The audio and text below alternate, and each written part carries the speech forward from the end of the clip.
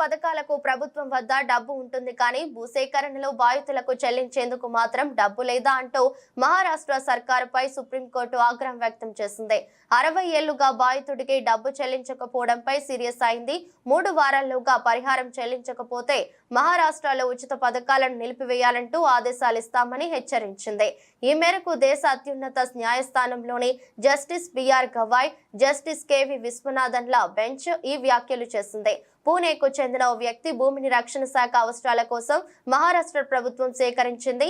ఆ భూమిలో డిఆర్డీఓకు అనుబంధంగా ఉన్న armament research development establishment institute కు కేటాయించింది. ఇదంతా జరిగి 60 ఏళ్లు కావస్తోంది. అయితే భూసేకరణ నిబంధనల మేరకు జరగలేదని బాధితుడు ఆరోపిస్తున్నారు. అంతేకాదు ఇప్పటికీ ప్రభుత్వం పరిహారం మాత్రం ఇవ్వలేదని చెప్పాడు. దీనిపై కోర్టును ఆశ్రయించగా వడ్డీతో కలిపి బాధితుడికి చెల్లించాలని కోర్టు గతంలోనే ఆదేశించింది.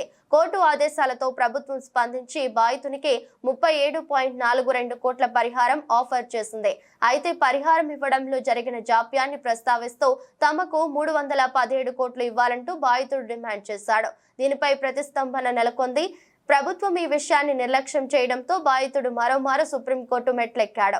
తాజాగా ఈ పిటిషన్ విచారించిన సుప్రీంకోర్టు ద్విసభ్య ధర్మాసనం బాధితుడికి వెంటనే పరిహారం చెల్లించకపోతే మహారాష్ట్రలో ఉచిత పథకాలు నిలిపేయాలంటూ ఆదేశాలిస్తామని హెచ్చరించింది.